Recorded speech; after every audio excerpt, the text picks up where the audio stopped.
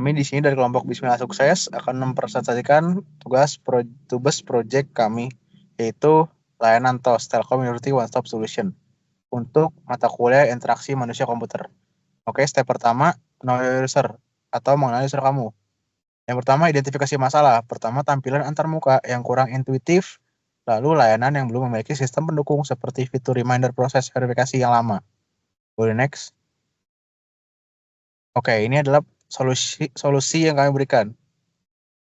Melakukan perbaikan pada UI UX agar lebih intuitif dan mudah dipahami oleh semua kalangan pengguna, meningkatkan sosialisasi layanan TOS melalui promosi aktif di berbagai platform di media kampus, menambahkan beberapa fitur yang dapat meningkatkan layanan TOS, lalu mengimplementasikan notifikasi otomatis dan reminder agar mahasiswa mendapatkan update langsung terkait status layanan mereka.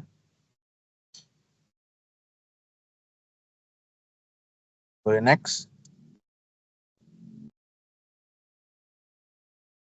Oke, kami sudah melakukan survei. Bisa dilihat dari pie plot yang pertama di atas sebelah kiri. Apakah Anda pernah menggunakan layanan TOS? Lebih dari 50% mahasiswa belum pernah menggunakan layanan TOS atau informasi yang dapat digunakan untuk memenuhi akses TOS. Dan 60% merasa biasa saja saat menggunakan layanan website TOS. Next.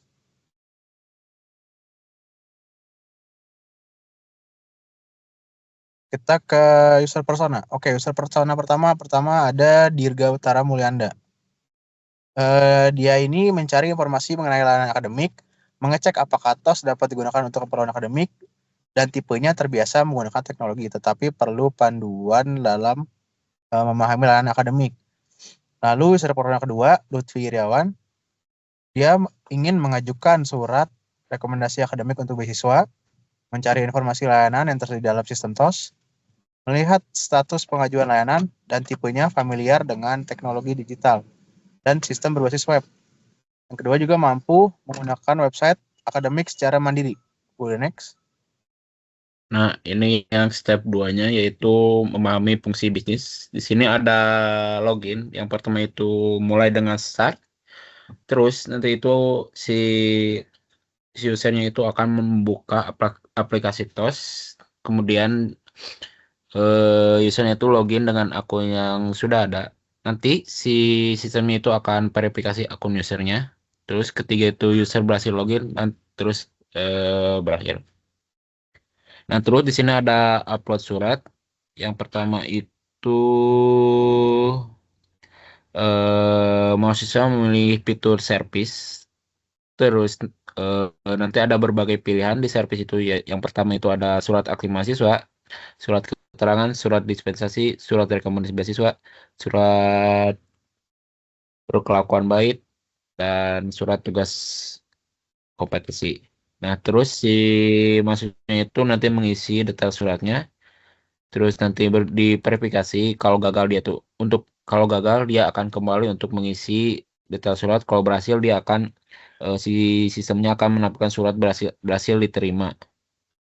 Terus ada notifikasi yang itu mahasiswa milih fitur notifikasi. Nah, di sini masih ada dua pilihan.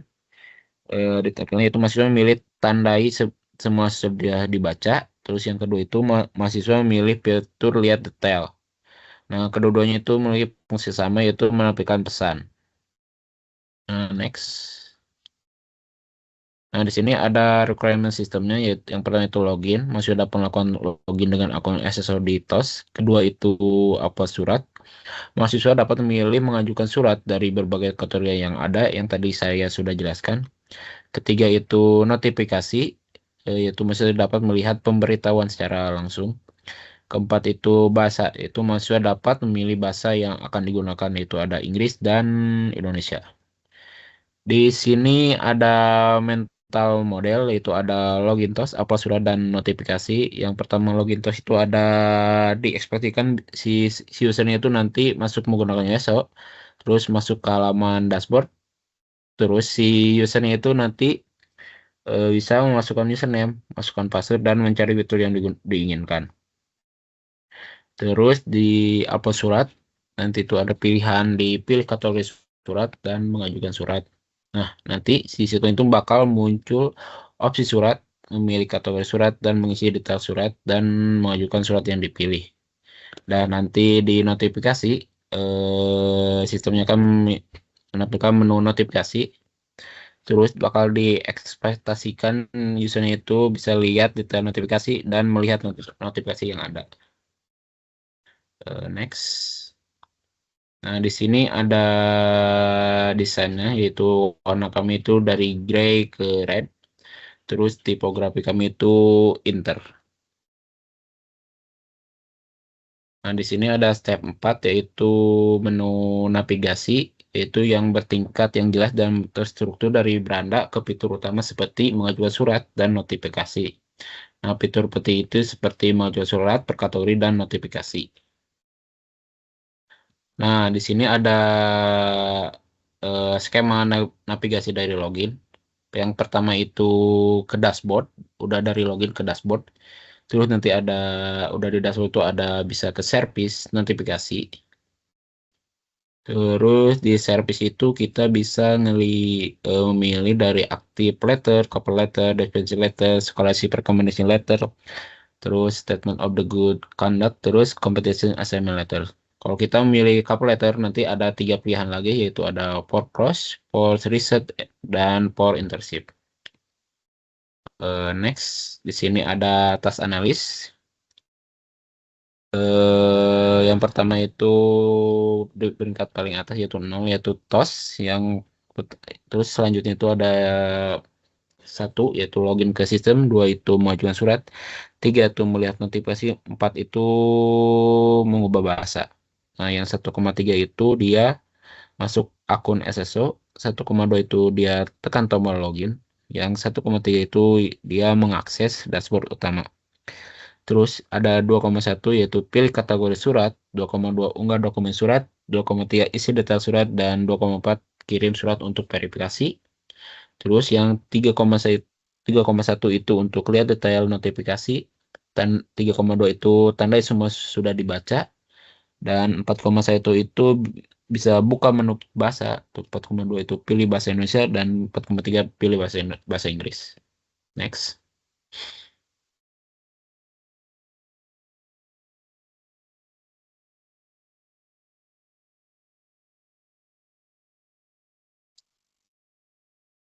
Oke, selanjutnya boleh di next. Oke, step 6. Perangkat interaksi. Step 5. Step 5 itu udah tipe window. Yang pertama ada primary, yaitu untuk login dan dashboard.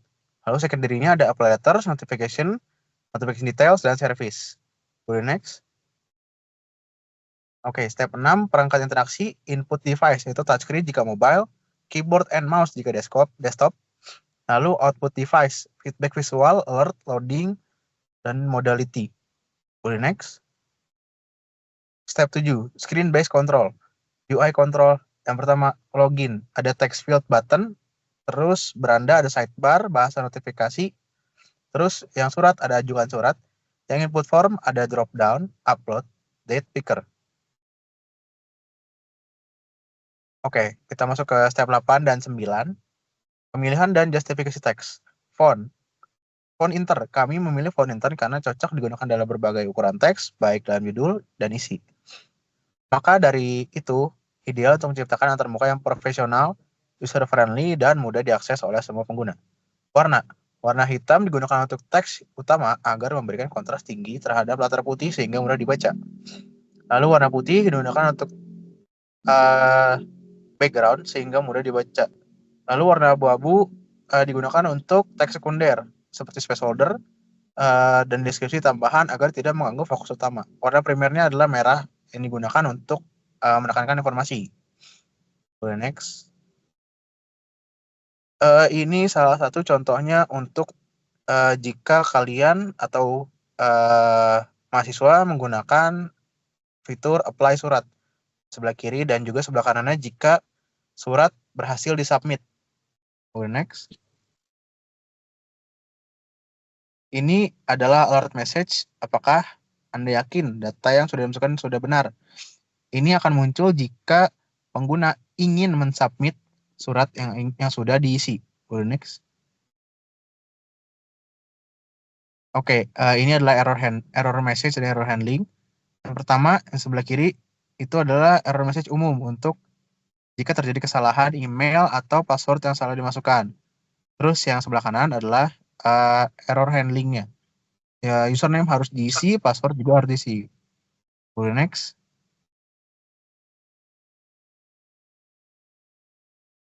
Pemilihan feedback, assistant, dan guidance. Guidance itu membantu pengguna menggunakan sistem dengan benar sejak awal. Sementara asisten membantu pengguna saat mereka mengalami kesulitan atau membutuhkan penjelasan lanjut. Contohnya, guidance-nya adalah placeholder. Itu bisa dilihat di dalam bar user, di bawah tulisan username, di dalam bar putih itu ada tulisan username. Yaitu untuk mempermudah pengguna untuk mengetahui di mana pengguna untuk mengisi username dan juga password. Boleh next.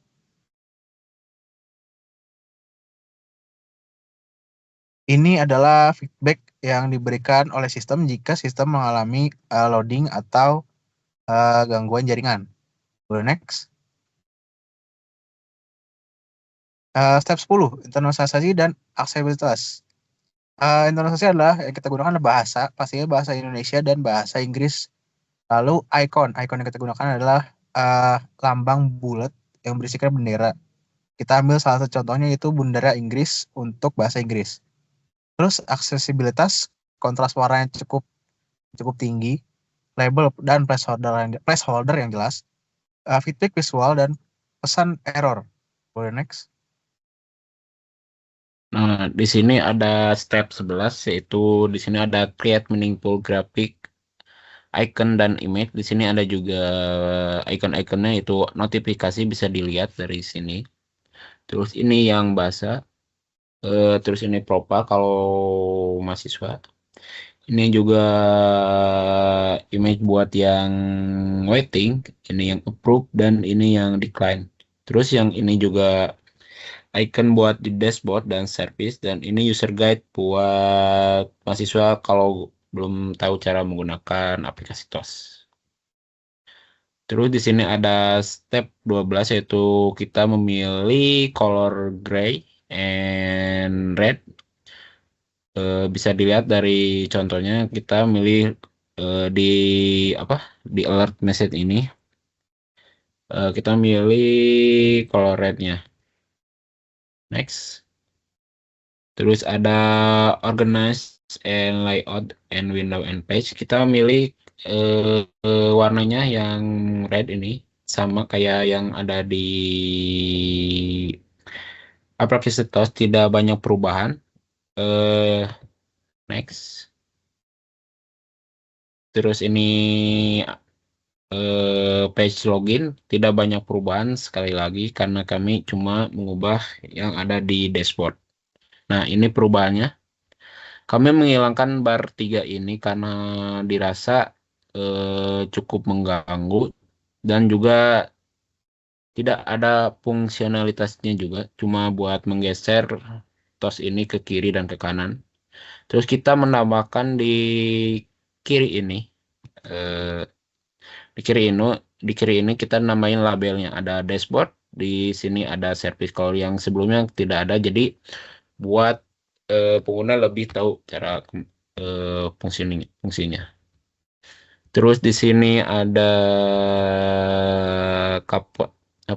service, dia itu kalau yang sebelumnya dia itu ke kanan buat menunya kalau kita pencet back ya. Terus kalau yang baru ini kita pakai drop down. Next. Akan jelaskan oleh teman saya. Oke. Kurang lebih perubahan UI yang kami lakukan itu hanya sedikit. Kenapa? Karena kami berdua merasa bahwa perubahan UI yang sedikit ini dengan mengutamakan fungsionalitasnya saja.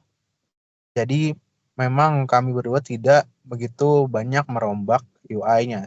Jadi bisa dilihat jika kalian klik tombol service akan drop down muncul untuk active letter, cover letter, disposition letter, scholarship recommendation letters, statement of good conduct, Competition Assignment Letter. Nah, hanya itu saja yang kami ubah. Mungkin beberapa yang kami ubah juga detail-detail pemanisnya juga. Mungkin bisa dilihat sendiri tadi di halaman dashboard yang sudah kami tunjukkan di sebelumnya sudahnya. Boleh next.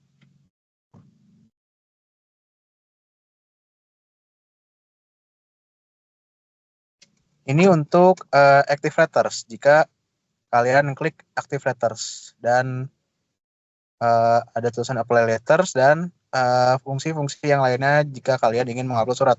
Boleh next. Oke, masih sama, kurang lebih sama. Boleh next. Ini untuk scholarship recommendation letter, statement of good conduct. Boleh next lagi. Ini competition assignment letters. Boleh next lagi. Oke, ini adalah contoh jika kalian ingin membuat surat. Bisa dilihat ada dokumen language. Bisa kalian pilih bahasa Inggris atau bahasa Indonesia. Terus purpose. Purpose adalah tujuannya. Tergantung letter apa yang kalian buat. Others itu seperti data-data pelengkap jika kalian ingin membuat surat. Terus yang pertama ada name, nama, terus name, terus major, jurusan, address, alamat, terus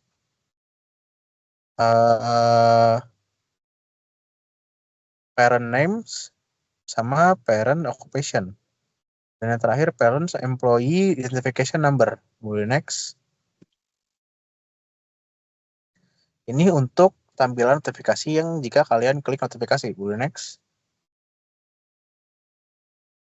Jika kalian show detail notifikasi, maka akan muncul halaman seperti berikut. Boleh next. Oke, mungkin sekian pesan saya dari kami. Kurang lebihnya mohon maaf.